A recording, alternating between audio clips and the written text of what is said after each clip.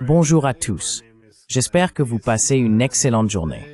Je m'appelle Glenn Deason et aujourd'hui je suis rejoint par mon cher ami Pepe Escobar, qui est journaliste et analyste géopolitique.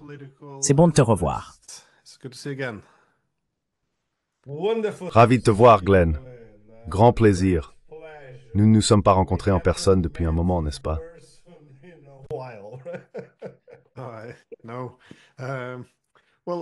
Non.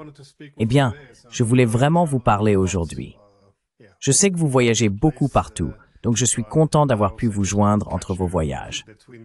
Nous avons tous les deux un intérêt commun pour l'intégration eurasienne, et en particulier pour les BRICS en tant qu'institution clé pour faciliter ce grand changement vers une architecture économique internationale multipolaire. C'est bien sûr le partenariat initial entre le Brésil, la Russie, l'Inde, la Chine et l'Afrique du Sud, mais maintenant bien sûr avec de nouveaux États membres et États partenaires.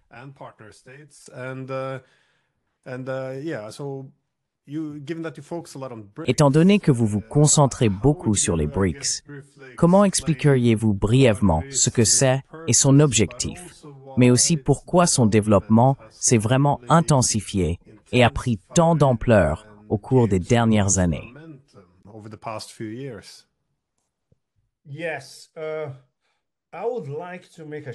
Oui, j'aimerais faire une courte introduction, Glenn, avant de parler des BRICS. Ce dernier mois et demi, j'ai entendu beaucoup d'interprétations contradictoires sur ce que font les BRICS et où ils prévoient d'aller.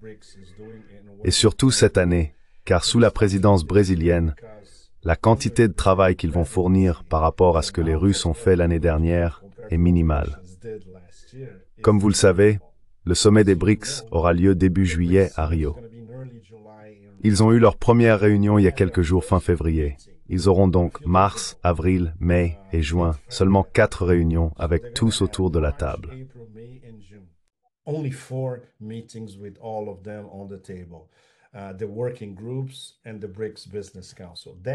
Les groupes de travail et le Conseil d'affaires des BRICS ne suffisent pas à organiser un véritable sommet annuel des BRICS, comme les Russes l'ont fait l'année dernière à Kazan. J'ai passé presque la moitié de l'année dernière en Russie, suivant de près les préparatifs des sommets, et c'était une quantité de travail incroyable, vous savez. Donc les Russes ont probablement travaillé pendant 3 ans, sachant que les Brésiliens prendraient le relais ensuite. Alors, ce ne serait pas exactement très professionnel pour dire le moins. J'ai de profondes réserves quant à la façon dont le ministère brésilien des Affaires étrangères considère les BRICS. Certaines de mes meilleures sources confirment qu'il existe un lobby anti-BRICS au sein du ministère brésilien des Relations extérieures et du ministère des Finances au Brésil. Et bien sûr, disons les élites dirigeantes au Brésil, l'ancien argent, disons les 50, 70 familles d'anciens RNMD.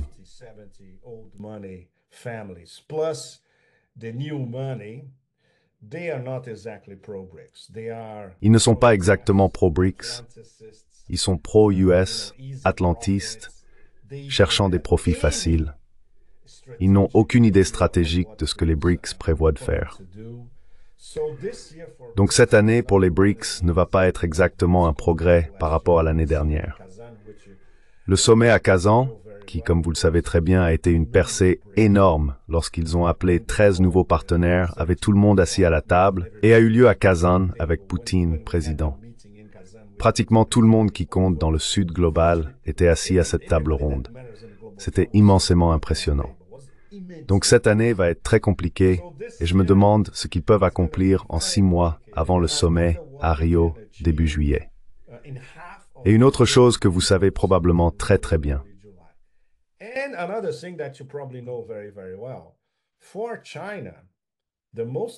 Pour la Chine, l'élément le plus important n'est pas exactement les BRICS. Ce sont les nouvelles routes de la soie, BRI, qu'ils ont conceptualisées en 2013 et qui constituent essentiellement leur cadre géopolitique et géoéconomique global pour étendre le commerce chinois à travers la planète. Et maintenant, en termes de relations sino-russes, c'est quelque chose de très difficile à discuter ici à Moscou. J'ai entendu de certains universitaires russes que, oui, Nous ne connaissons pas autant la Chine que nous le devrions, et les interactions au niveau intellectuel sont relativement limitées. Et les Chinois, de l'autre côté, ce qui est quelque chose que je discutais au Liban ce week-end dernier avec un universitaire chinois, exactement. C'est une sorte de dichotomie.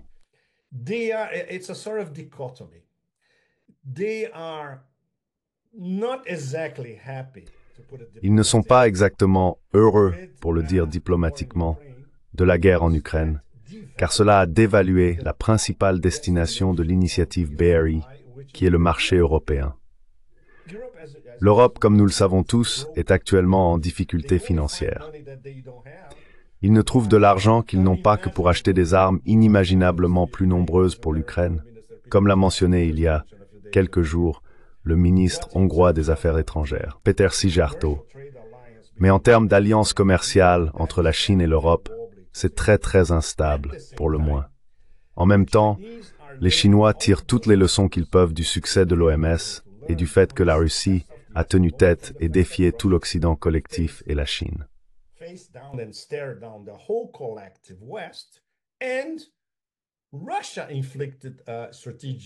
La Russie a infligé une défaite stratégique à l'Europe et non l'inverse. Les Chinois apprennent tout ce qu'ils peuvent à ce sujet. Donc c'est un sentiment mitigé, vous voyez. Je me demande comment tout cela se traduira dans les conversations sur le terrain et autour de la table parmi les principaux membres des BRICS dans les 4 prochains mois. Ce qui est absolument rien, n'est-ce pas?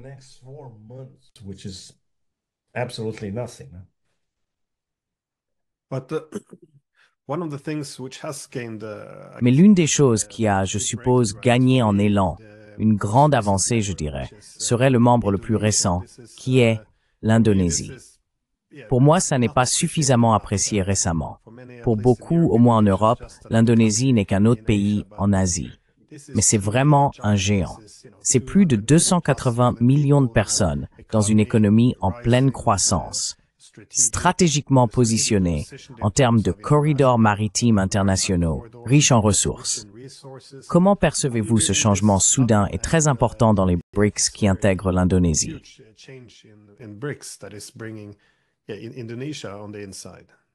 Oh oui, Glenn. Vous avez abordé un point absolument crucial. Eh bien, je vis en Asie du Sud-Est, une partie de ma vie. J'ai déménagé en Asie il y a 31 ans. Mes bases étaient généralement Bangkok et Hong Kong. Mais j'ai beaucoup travaillé en Indonésie.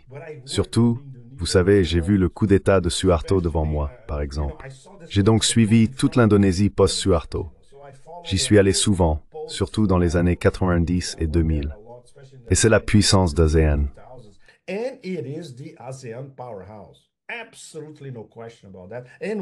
Absolument aucune question à ce sujet. Et l'une des grandes puissances du XXIe siècle. Personne, pratiquement personne en Occident, à part des érudits comme vous, Glenn, ne comprend cela. Absolument correct. Et évidemment, la Russie et la Chine le comprennent. Bien sûr, les deux ont fortement fait pression pour que l'Indonésie vienne directement à la table, même pas en tant que partenaire, comme par exemple la Malaisie et le Vietnam, ou les deux pays d'Asie centrale, le Kazakhstan et l'Ouzbékistan. Ils ont fait pression pour que l'Indonésie discute immédiatement des questions les plus importantes et urgentes concernant les BRICS. Décision absolument correcte. Les problèmes qu'ils pourraient avoir en mer de Chine méridionale, la Chine et l'Indonésie ont été résolus il y a des années.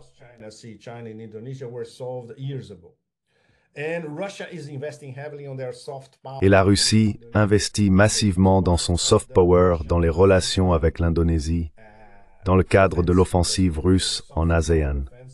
Disons que c'est une offensive de soft power et aussi une offensive d'investissement. Ce n'est pas par hasard que Poutine, l'année dernière, dans tous ses forums, disait toujours que les deux domaines de développement les plus importants devant nous sont l'Afrique et l'Asie du Sud-Est. Il faisait simplement référence à l'Indonésie, la Malaisie, la Thaïlande et le Vietnam, qui sont maintenant pratiquement à l'intérieur des BRICS, n'est-ce pas? Donc évidemment, en Occident, personne ne le comprend. Mais l'Indonésie, dans son ensemble, offrira, je dirais, un équilibre asiatique du Sud-Est et de l'Est à l'intérieur des BRICS.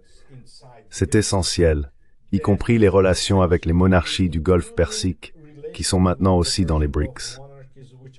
L'Arabie Saoudite, comme nous le savons tous, est sur la sellette. Elle l'est et elle ne l'est pas. Et si vous demandez aux Saoudiens, ils vous diront bien sûr notre relation avec l'Amérique, blablabla.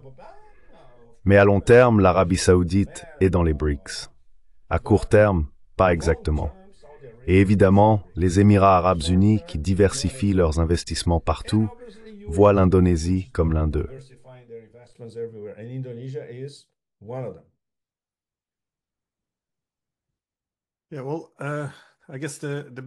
Eh bien, je suppose que vous avez mentionné un possible revers brésilien pour les BRICS.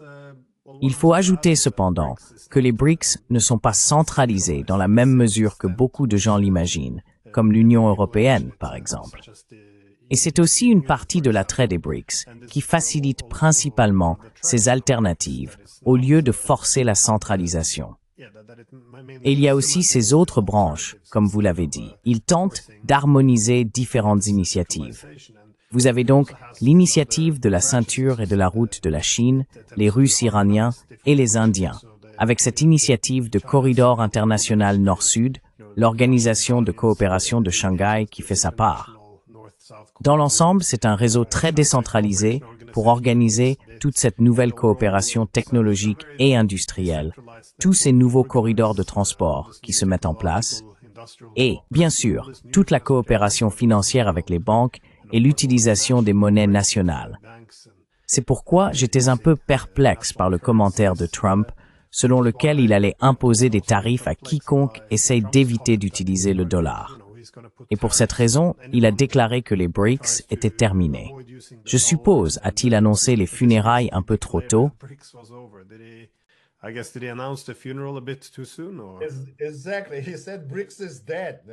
Exactement. Il a dit que les BRICS sont morts, en toutes lettres.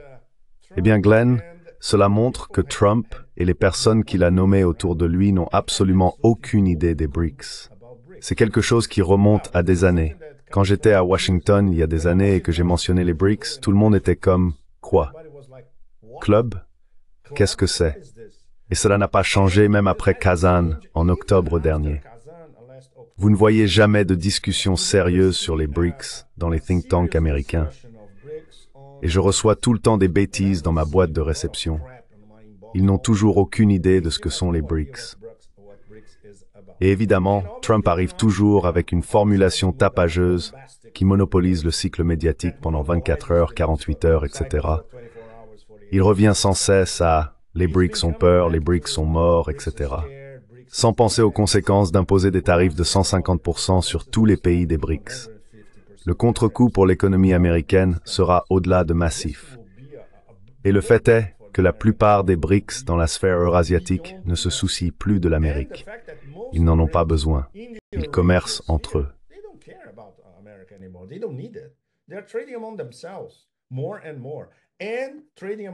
De plus en plus, ils échangent entre eux en utilisant leurs devises. La clé pour les BRICS n'est pas l'argent. Encore une fois, nous devons le répéter encore et encore. Ce n'est pas une monnaie des BRICS. Il s'agit de mettre en œuvre de nouveaux systèmes de paiement alternatifs, ce qu'ils font dans ce que j'ai appelé l'année dernière le laboratoire des BRICS. Ils testent des modèles tout le temps. Avant de voyager ces 2 dernières semaines, j'ai eu une réunion ici avec l'un des membres du Conseil des affaires des BRICS. Ils ont dit « Regardez, nous testons tout, et quand nous aurons suffisamment de tests de chaque modèle, nous retournerons vers les dirigeants et dirons « Regardez, nous avons testé tout ça, ça. Peut-être devrions-nous mettre en œuvre l'un de ces modèles pour nous tous. » Donc les BRICS sont en fait un laboratoire sans fin, et c'est fantastique.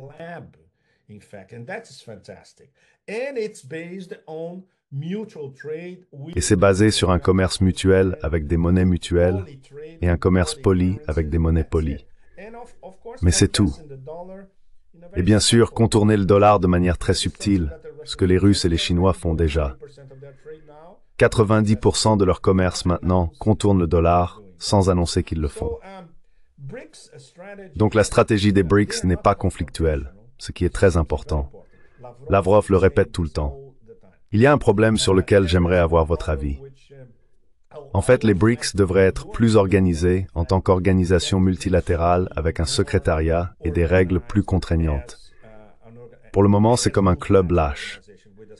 Lavrov, la dernière fois que nous avons parlé de cela avec un petit groupe d'entre nous, a dit qu'il préfère que cela reste ainsi.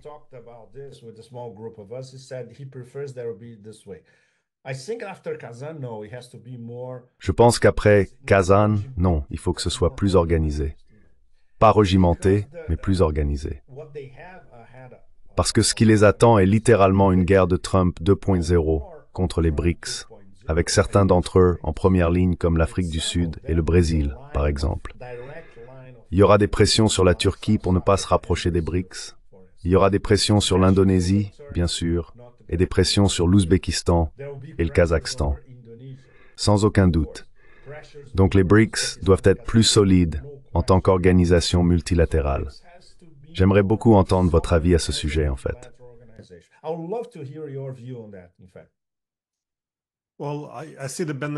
Eh bien, je vois les avantages d'imposer une structure un peu plus stricte, mais un attrait clé pour beaucoup d'États membres, du moins d'après mes conversations, a été que c'est la structure souple qui la rend plus attrayante, qu'elle n'est pas imposée dans la même mesure.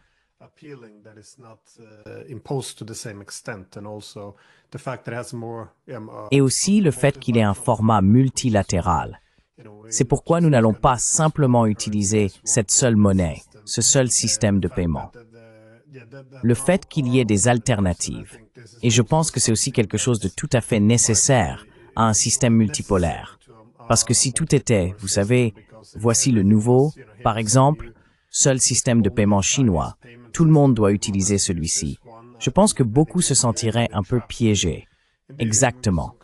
En effet, dans certaines conversations que j'ai eues lorsque j'ai rencontré l'ancien ambassadeur indien en Russie, il souligne toujours ce point également que l'Inde s'opposerait à une monnaie commune avec les BRICS simplement parce que la Chine est si grande que les BRICS deviendraient très organisés autour de la Chine, trop centrés sur la Chine. Et ça sape tout le principe des BRICS facilitant la multipolarité.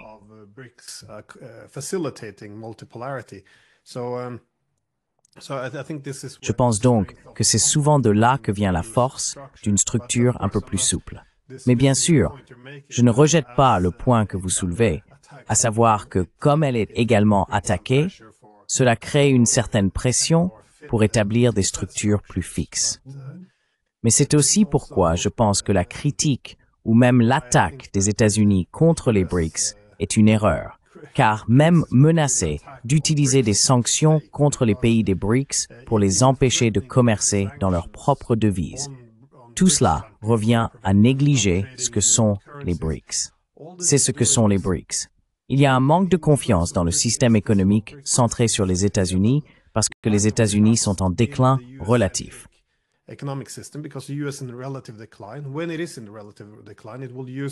Lorsqu'il est en déclin relatif, il utilisera son contrôle sur ses instruments économiques clés, tels que la monnaie, de manière plus coercitive pour punir les autres pays qui ne suivent pas le diktat des États-Unis. Ils deviendront donc plus agressifs à mesure qu'ils seront en déclin relatif. Et c'est pourquoi il y a une énorme demande pour les BRICS, précisément parce que les gens ne font plus confiance au système américain. Simplement parce qu'il devient un outil de la politique de grande puissance. Et cela a toujours été du bon sens, comme je l'ai également écrit au cours des dernières décennies. Lorsqu'un hégémon est en déclin, il n'aura plus le même système économique libéral et ouvert, car son principal objectif sera alors d'empêcher l'ascension de rivaux.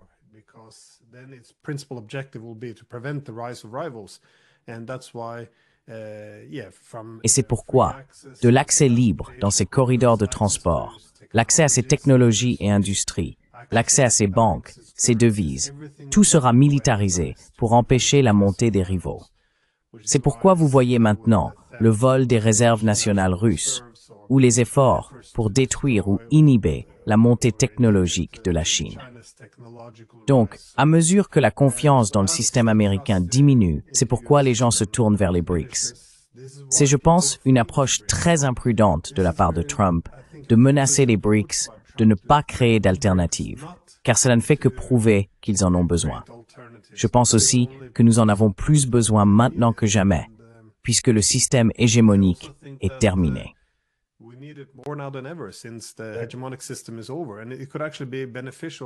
Et ça pourrait en fait être bénéfique. Je pense que nous pensons trop en termes de politique de bloc en Occident, eux contre nous. Mais gardez à l'esprit que les BRICS, lorsqu'ils intègrent des opposants, que ce soit l'Égypte, l'Éthiopie, les Émirats arabes unis et l'Iran, le but est d'essayer d'harmoniser certaines des différences, d'utiliser la connectivité économique pour résoudre les différences politiques. Donc à mon avis, l'objectif principal pour les États-Unis et la Russie devrait être de s'assurer que les BRICS ne sont pas anti-américains et que l'Amérique n'est pas anti-BRICS, car il devrait être possible de réduire la dépendance aux États-Unis, en d'autres termes, pour que les BRICS soient anti-hégémoniques, sans être anti-américains. Et oui, il devrait donc être possible d'harmoniser les intérêts.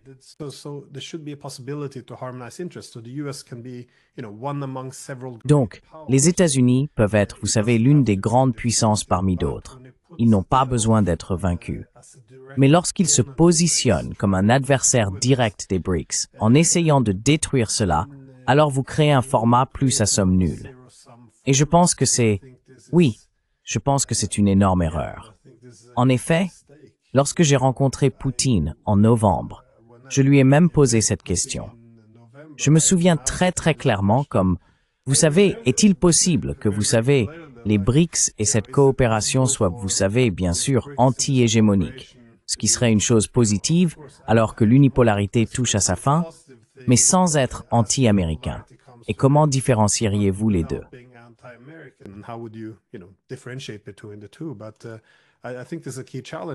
Mais je pense qu'il y a un défi clé, et c'est ce dont nous devrions discuter, car les Américains reconnaissent que l'unipolarité est terminée. Alors, pourquoi tenter de saboter certaines des institutions clés qui posent les bases d'un système multipolaire? Je pense que ce que les Américains risquent, c'est que ce système multipolaire émerge sous les auspices des BRICS. Il pourrait devenir anti-américain parce qu'ils sont attaqués par les États-Unis. Et cela est très inutile. Je pense que l'objectif principal des BRICS et de la multipolarité devrait être de poursuivre une approche moins à somme nulle de l'économie et de la sécurité, et de trouver plutôt des... Vous savez, les Chinois soulignent toujours des solutions gagnant-gagnant.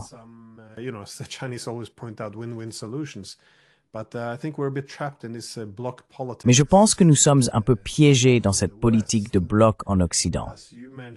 Et comme vous l'avez mentionné, je pense que c'est aussi pourquoi nous ne voulons pas parler des BRICS dans les médias occidentaux, parce que nous sommes coincés dans des récits. Nous devons toujours être présentés comme forts et unis, même lorsque l'OTAN se fragmente.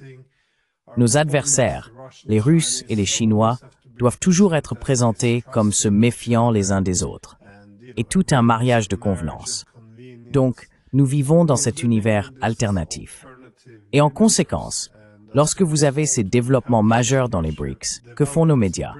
Il n'y a pas de bon récit, alors nous disons simplement « Ah, eh bien, ce n'est pas pertinent ». Ne le légitimons pas. Ne créons pas d'élan. Alors, n'en parlons tout simplement pas.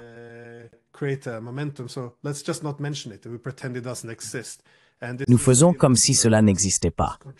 Et ce contrôle du récit est une façon de construire une nouvelle réalité. Mais je pense que l'alternative n'est pas. Ce qui se passe réellement, c'est que nous l'ignorons simplement. Nous ne voyons pas le monde devant nous, et nous vivons dans une bulle ridicule. Et cette bulle, je pense, vient d'éclater.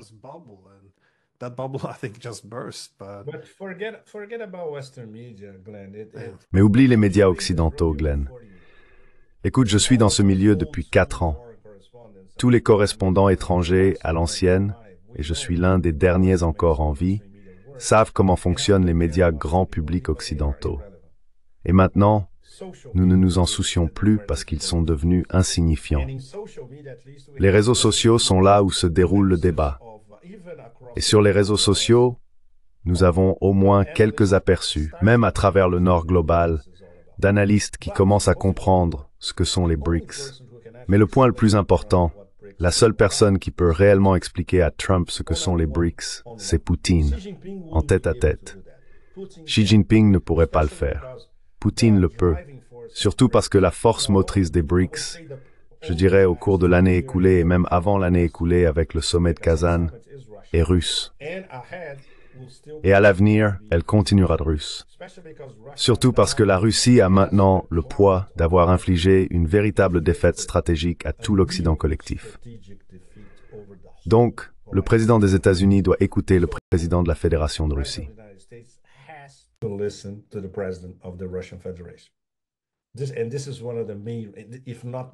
Et c'est l'une des principales raisons, sinon la principale.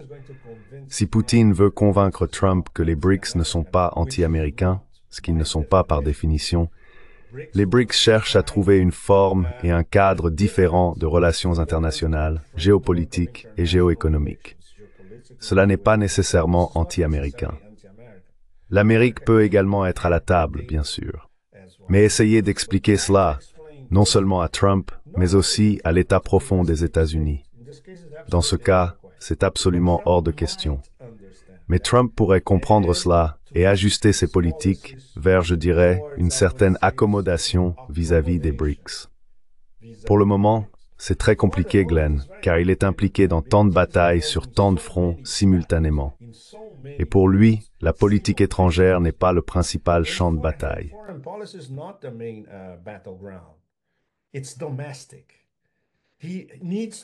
C'est domestique.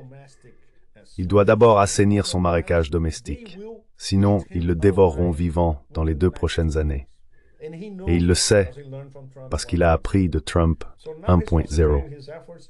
Alors maintenant, il concentre ses efforts en interne. À l'extérieur, ce sont ces éclats de télé-réalité. Et parfois, on ne sait même pas ce qu'il dit ou si on se souvient de ce qu'il a dit auparavant. En ce qui concerne les négociations possibles avec la Russie et tout cela, en ce qui concerne les offres qu'il ferait prétendument à la Russie, en ce qui concerne les offres que Poutine lui aurait également faites. Donc c'est comme une série Netflix sans intrigue, avec beaucoup de suspens qui ne mènent nulle part en fait. Nous devons donc être très clairs sur ce qu'ils discuteront lorsqu'ils se rencontreront en personne. Et c'est l'un des points clés.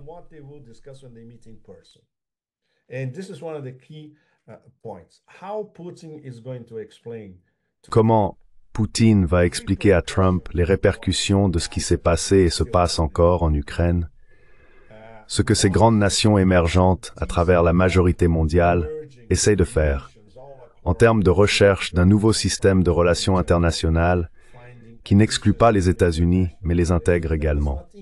Et c'est quelque chose qui sera, pour citer Xi Jinping, un gagnant-gagnant pour toutes les parties, y compris les Américains. Ce qui est quelque chose que, essayer d'expliquer cela à Washington, personne ne le comprendra maintenant. Mais si Poutine explique cela à Trump, peut-être que dans quelques mois, ils commenceront à avoir une discussion sérieuse.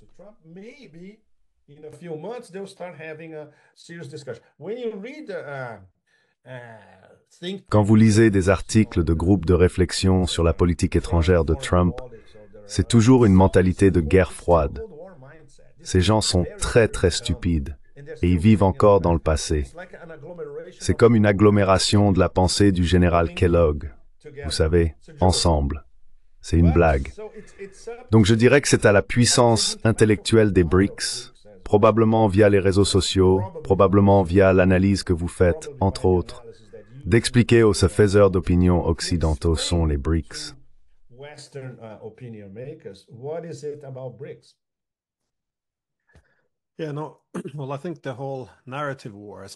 Eh bien, je pense que toute cette guerre de récits a été très préjudiciable et qu'elle crée essentiellement des réalités alternatives.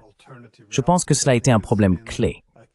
C'est quelque chose qui peut également entraver, bien sûr, les négociations actuelles entre les États-Unis et la Russie, mais aussi l'approche des États-Unis envers les BRICS.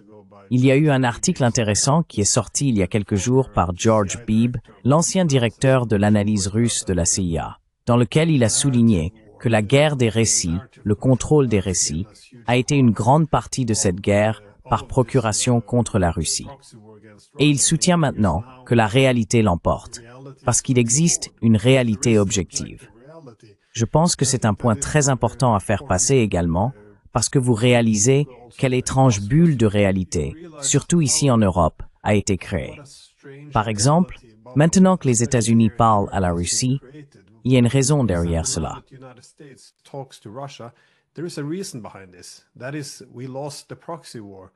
C'est-à-dire que nous avons perdu la guerre par procuration et nous n'avons plus d'armes à envoyer. Nos économies sont en faillite, comme vous l'avez dit, une défaite stratégique. Et l'OTAN pourrait ne pas survivre. Et l'armée ukrainienne est confrontée à un effondrement imminent. Cependant, en Europe, tout doit être ce binaire simpliste du bien contre le mal, cette mentalité de guerre froide. Alors, quand ils voient Trump parler aux Russes, comment peuvent-ils expliquer cela? Discutent-ils de ce qui se passe réellement sur le terrain? Quelles sont les alternatives pour conclure un accord avec la Russie quand nous perdons? Non, ils disent, eh bien, soit vous êtes pro-Ukraine, soit vous êtes pro-Russie. Si vous êtes pro-Ukraine, vous continuerez à vous battre quoi qu'il arrive, même si la guerre est perdue. Et étant donné qu'il veut parler à la Russie, eh bien maintenant, il est pro-russe.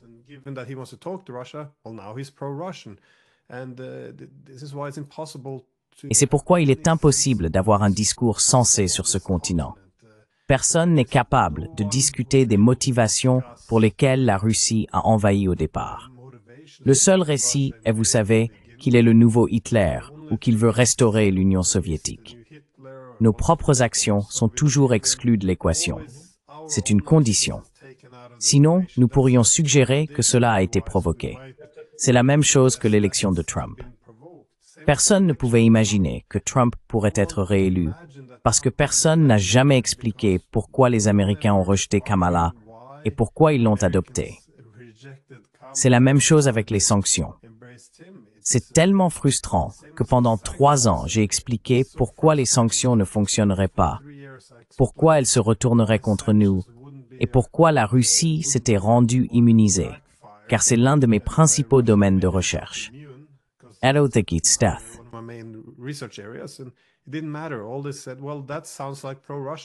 Tout ce qu'ils ont dit, c'est que cela ressemble à des arguments pro-russes ou à des récits pro-russes. Parce que si vous êtes pro-européen ou pro-ukrainien, alors vous soutenez les sanctions et vous répétez ces récits. Donc, nous avons créé cette réalité vraiment absurde et fausse. Et c'est oui, l'Europe se détruit elle-même et nous aidons aussi à détruire l'Ukraine. Et quiconque n'est pas d'accord avec cela est pro-russe et anti-occidental. C'est juste au-delà.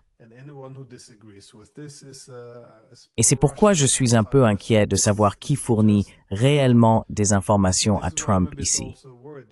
Comment voyez-vous cela? Pensez-vous que tout cela est pour le spectacle, cette amitié avec la Russie, ou voit-il ce qui se passe sur le terrain? Parce qu'il semble souvent dire les bonnes choses. Mais je viens de voir que maintenant les Ukrainiens ont accepté de céder beaucoup de ressources aux Américains, et soudainement, Il n'avait pas d'alternative. ils parlent de la qualité des armes. Vous savez comment ils ont envoyé des javelins, ce qui, vous savez, a intensifié le conflit et contribué à la guerre dès le départ. Le voyez-vous? Est-il simplement un opportuniste très transactionnel, ou pensez-vous qu'il a une vision stratégique plus large de la façon dont le monde évolue? Parce que cela influencera également son approche des BRICS, je pense.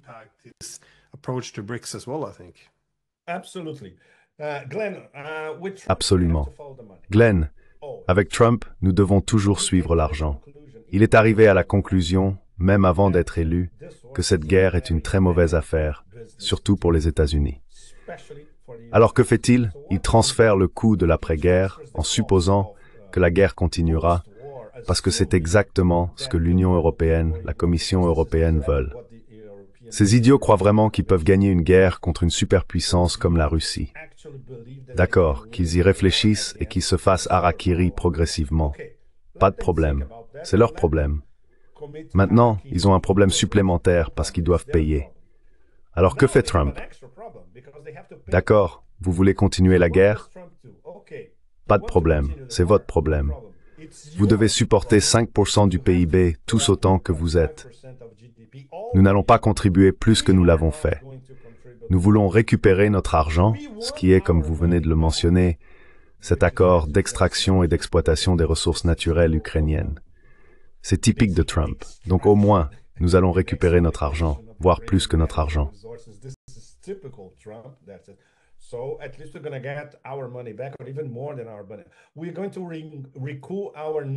Nous allons en fait récupérer notre non-investissement. Il a donc déjà transféré le fardeau de tout ce qui se passe avec l'Ukraine résiduelle à partir de maintenant à l'Union européenne.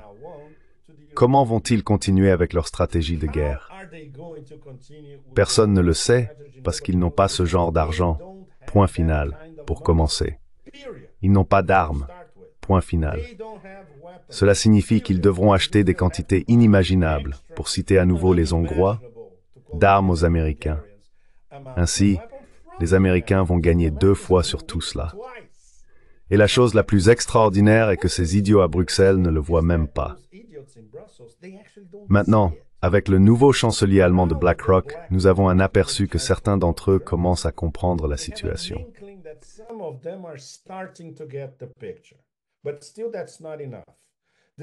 Mais malgré tout, ce n'est pas suffisant. Cela signifie qu'ils devront réévaluer leur stratégie vis-à-vis de l'Ukraine, parce qu'ils ne peuvent pas. Parce que, comme vous venez de le mentionner, c'est un récit inébranlable. Ils ne peuvent tout simplement pas reculer. Sinon, non seulement ils perdront la face, mais ils seront chassés dans les rues par les 450 millions de citoyens européens d'ailleurs. Donc, je dirais qu'ils sont maintenant dans la dernière phase d'une série de désespoir. Ils doivent payer pour leur politique échouée, s'ils veulent continuer. Les Américains ne se soucient pas d'eux, parce que Trump a déjà clairement indiqué qu'ils ne sont pas à la table.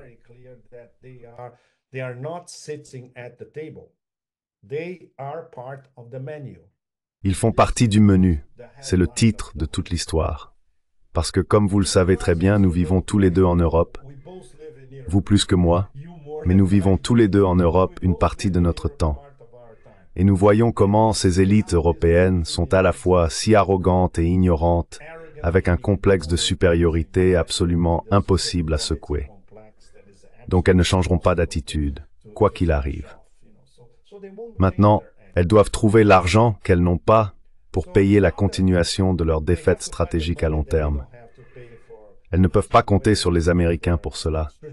Elles ne peuvent pas compter sur le Sud global, la majorité mondiale, même des parties du Nord global. Elles seront encore plus antagonisées par le Sud global et la majorité mondiale. Et c'est tout.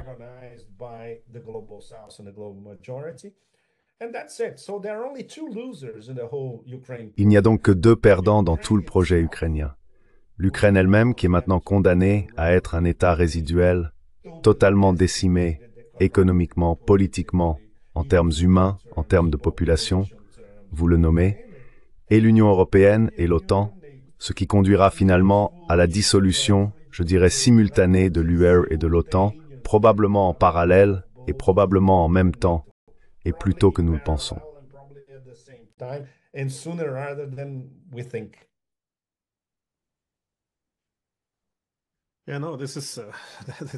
Oui, non.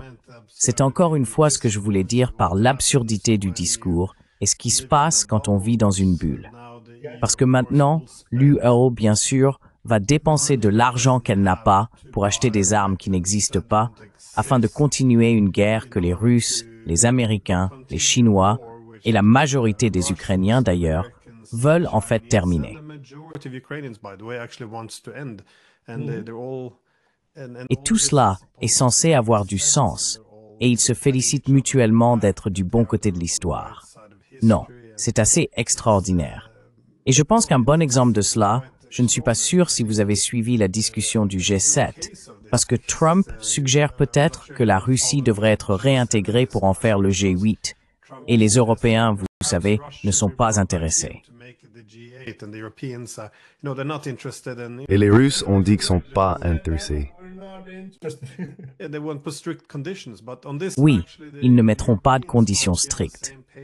Mais sur ce point, en fait, les Européens pourraient être sur la même longueur d'onde que les Russes, car on suppose que les Russes veulent revenir, qu'ils aspirent à avoir une place à la table en Europe, qui est, eh bien, soyons honnêtes, en feu en ce moment.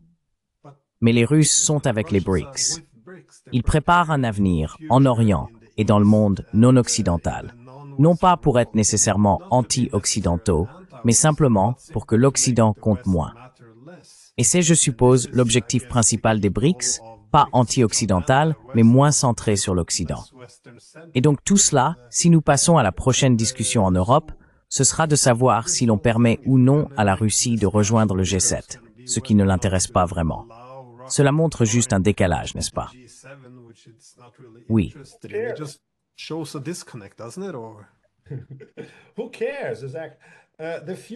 Qui s'en soucie?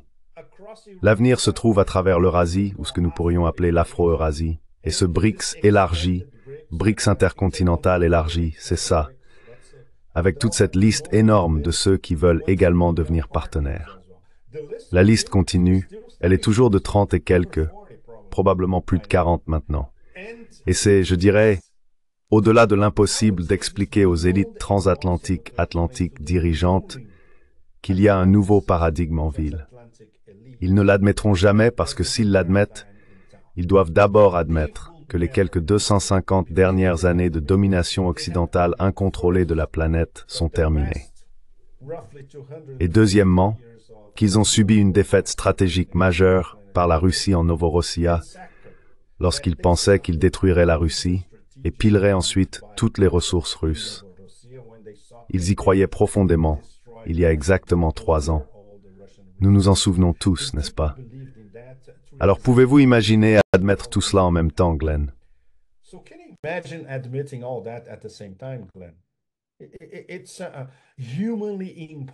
Il est humainement impossible pour des personnes habituées à dire « c'est notre façon ou rien ».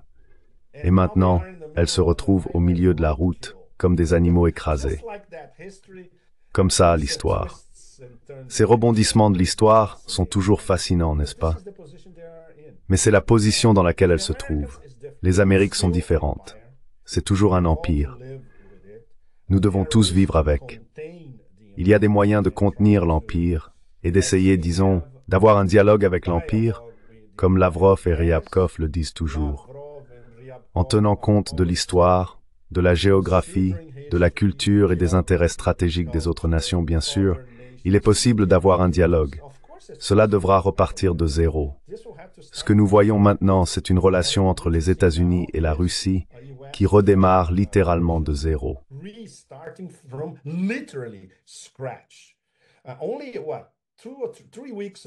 Il y a seulement 2 ou 3 semaines, Ryabkov disait, et vous vous en souvenez très bien, que les relations américano-russes étaient au bord de l'effondrement, d'un abîme, pratiquement. Donc ils doivent commencer à sortir de l'abîme. Et, d'accord, commençons, vous savez, à avoir des missions diplomatiques des deux côtés, des groupes de travail, et ensuite nous allons commencer à parler de problèmes spécifiques, y compris la guerre en Ukraine. C'est donc là que nous commençons maintenant. C'est le début d'un processus très très long, et l'Europe s'est auto-exclue de ce processus. Donc maintenant nous avons 2 superpuissances qui se parlent, et il y en a une autre, la Chine, qui observe en marge mais qui apprend de tout ce processus. Revenons au début de notre conversation.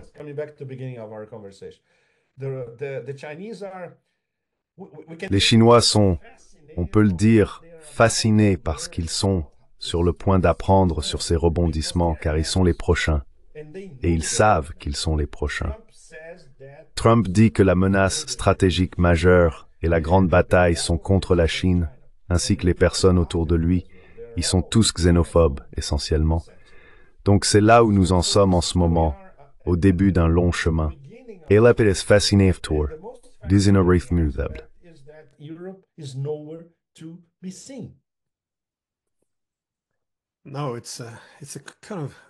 Non, c'est assez incroyable que cela ne remonte qu'à 3 semaines, lorsque l'on pensait que les États-Unis et la Russie se dirigeaient vers un conflit majeur et un affrontement. Et maintenant, bien sûr, les Américains votent du côté de la Russie à l'ONU. Mais c'est souvent ce pourquoi Trump est critiqué, que son administration effectue ces changements majeurs.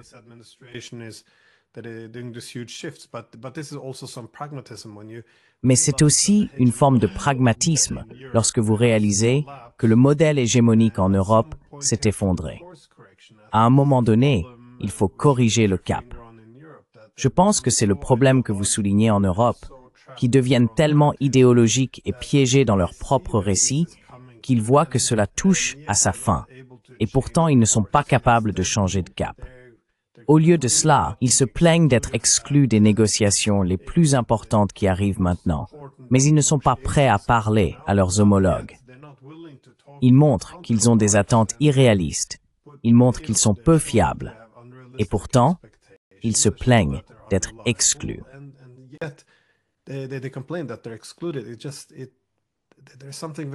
Il y a quelque chose de très étrange dans la façon dont ils se rendent eux-mêmes insignifiants.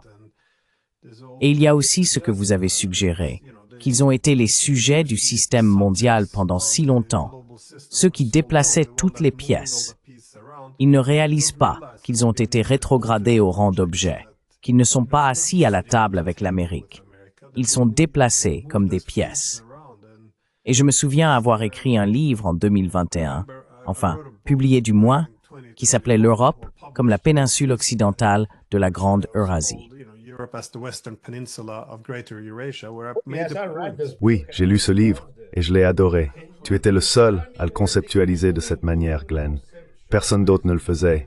Je m'en souviens très bien.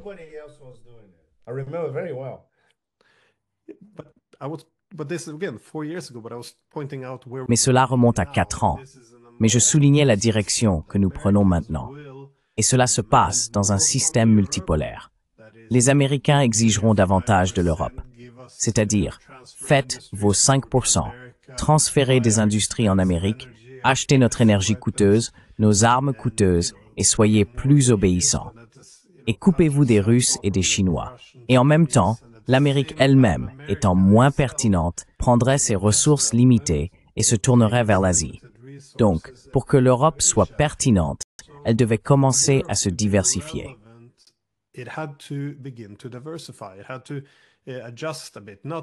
Il a dû s'ajuster un peu, non pas pour couper les relations avec l'Amérique, bien sûr que non, mais aussi pour accepter qu'avec cette immense intégration eurasienne en cours, ils doivent trouver leur position dans un système multipolaire, au lieu de s'isoler dans ses efforts pour restaurer l'ordre unipolaire.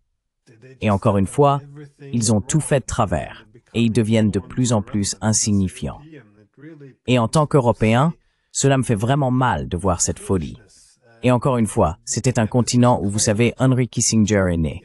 C'est là que la diplomatie et la géopolitique ont presque été inventées. Et nous y voilà. C'est assez extraordinaire. Bref, nous sommes presque à court de temps. Avez-vous des réflexions finales?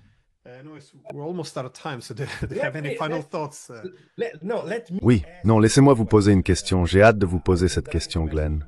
Comment interprétez-vous le rêve des pays baltes de transformer la mer Baltique en un lac de l'OTAN?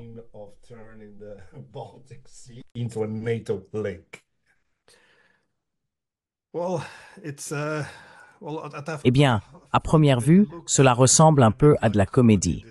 Ce sont les 3 petits États baltes. Ils n'ont jamais tenté de trouver une réconciliation avec la Russie, et cela faisait partie du problème de l'après-guerre froide. En les intégrant uniquement dans un bloc militaire, ils ont été incités à poursuivre ce qu'ils considéraient comme une justice historique, ou oui, une revanche sur la Russie. Ils ont donc pu s'en tirer avec beaucoup de cela. Et ils sont devenus ce banjo à une seule corde, où la seule politique étrangère qu'ils ont est de s'opposer plus fermement à la Russie.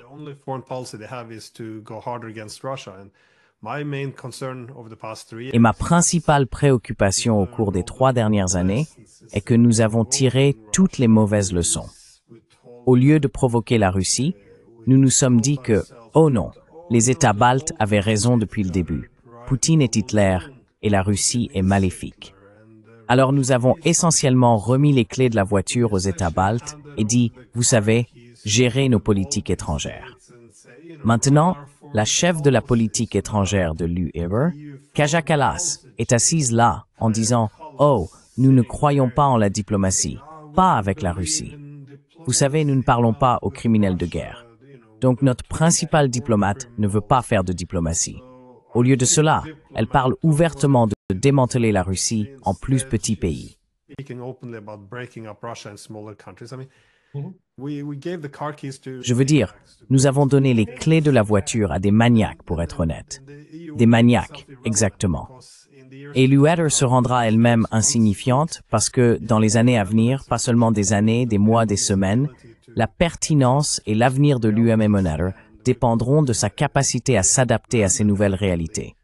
Et nous avons mis des fous, effectivement, ou une folle, dans ce sens, à la tête de l'UMM. Donc je pense que c'est très désastreux. Mais je pense que le problème est un peu plus large, c'est-à-dire qu'en élargissant l'OTAN, en intégrant la Finlande et la Suède, je pense que c'est une menace historique pour la Russie, qui a été, vous savez, depuis la dissolution de la Russe de Kiev et la perte de sa connexion avec des voies navigables fiables, une grande partie de l'histoire russe a été la tentative d'accéder à des corridors maritimes fiables. Je suis d'accord.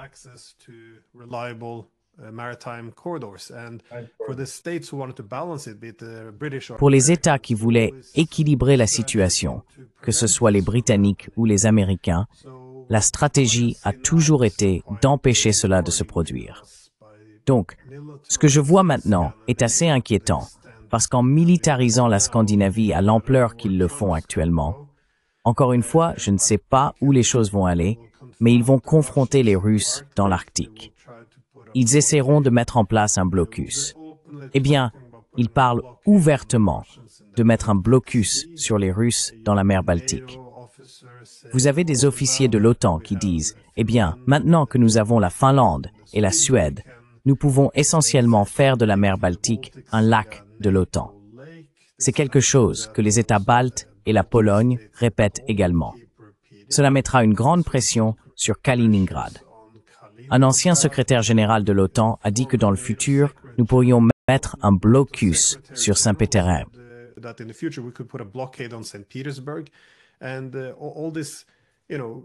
Et tout cela, vous savez, et ils pensent que c'est de la sécurité. Maintenant, nous avons ce grand fusil, nous pouvons le pointer directement sur la tête de la Russie. Maintenant, nous avons la sécurité.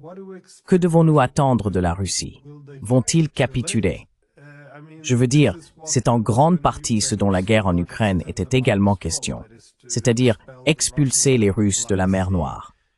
Et ce sont les trois principales mers que les Russes ont à l'ouest. C'est l'Arctique, c'est la Baltique et c'est la mer Noire. En Ukraine, nous n'avons pas pu expulser les Russes. En effet, maintenant, en conséquence, les Russes ont une présence beaucoup plus importante sur la mer Noire. Mais au nord, les deux mers septentrionales, l'Arctique et la mer Baltique, je suis assez inquiet à ce sujet. Parce que les Européens, encore, quand ils parlent de sécurité, ne parlent pas d'équilibrer la dissuasion avec l'apaisement.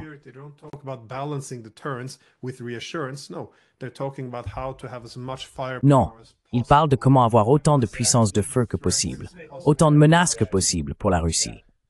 Oui, et c'est un désastre, je pense. Surtout à ce moment où le système unipolaire se désagrège et où nous devons maintenant reconceptualiser la sécurité en prenant réellement en compte les préoccupations sécuritaires de nos adversaires. C'est à ce moment-là que nous allons mettre cette arme sur la tête de la Russie. Je veux dire, c'est fou. En même temps, l'Amérique se retire. Elle ne veut pas être aussi impliquée en Europe. Alors qu'est-ce qu'on fait? C'est vraiment absurde à regarder. Et j'essaie de comprendre quel est le bon sens derrière tout ça. Mais quand j'écoute nos politiciens ici en Scandinavie, c'est juste du charabia. C'est juste des slogans émotionnels absurdes. Et quiconque n'est pas d'accord avec eux est une marionnette maléfique de Poutine. Je veux dire, c'est très dangereux ce que nous faisons maintenant.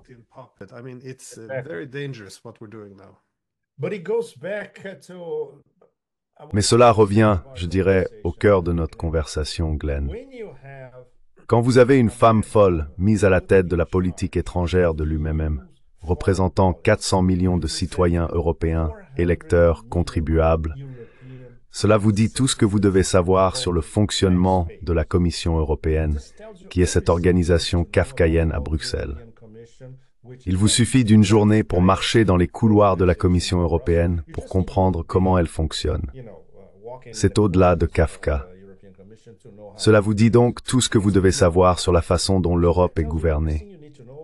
L'Europe n'est pas gouvernée, comme nous le savons tous, par Paris ou Milan ou Rome ou Madrid. Non, ni même Varsovie. Elle est gouvernée par Bruxelles.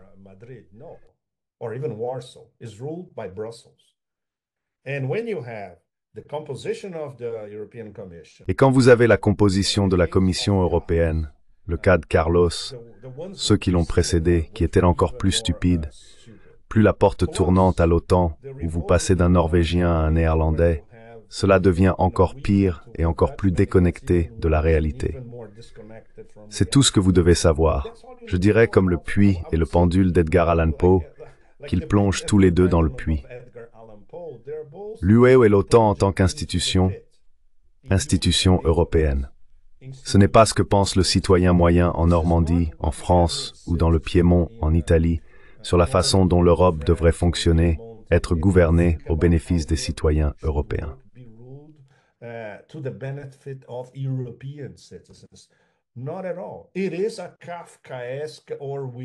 Pas du tout. C'est un mécanisme kafkaïen et orwellien avec son propre agenda. Et il est impossible d'inculquer la raison dans le fonctionnement de cet agenda, comme vous l'avez très bien mentionné à différents endroits. Voilà. Cela explique pourquoi ce décalage, comment une machine dysfonctionnelle est capable de survivre. Son mécanisme est sa propre survie. C'est ça. Et basé sur cet horizon belliciste vers les cieux ou vers l'enfer, plus précisément, n'est-ce pas? Si nous ne changeons pas cela, les citoyens européens, ils sont impuissants à changer Bruxelles. Que se passe-t-il? Allons-nous prendre des fourches pour aller à Bruxelles et décapiter toutes ces personnes? Cela n'arrivera pas.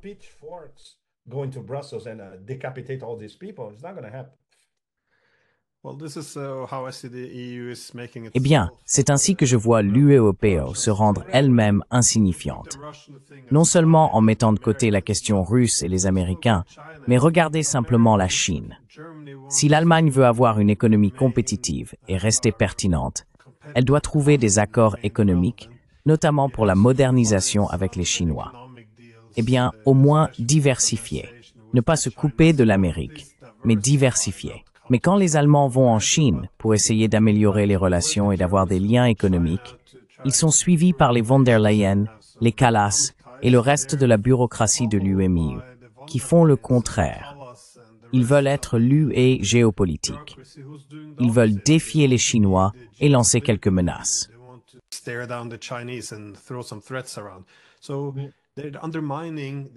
Donc, ils sapent les intérêts des États membres, et c'est pourquoi c'est si dangereux.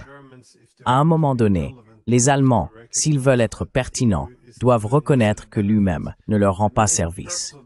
Le principal objectif de l'UE était de créer un pouvoir de négociation collective afin que nous puissions venir d'une position de force pour traiter avec les Chinois d'égal à égal. Au lieu de cela, nous avons l'UPEMBER, qui essaie d'imaginer une rivalité de grande puissance du 19e siècle avec les Chinois, les fixant du regard, les obligeant à accepter notre supériorité et notre nouvelle unipolarité. C'est juste, oui, au-delà de l'absurde. Mais de toute façon, Pepe Escobar, merci beaucoup pour votre temps. C'était un plaisir. Nous pourrions continuer encore quelques heures. Merci. C'était bon de vous revoir. Santé. J'espère te voir bientôt. Au revoir. Merci. Au revoir.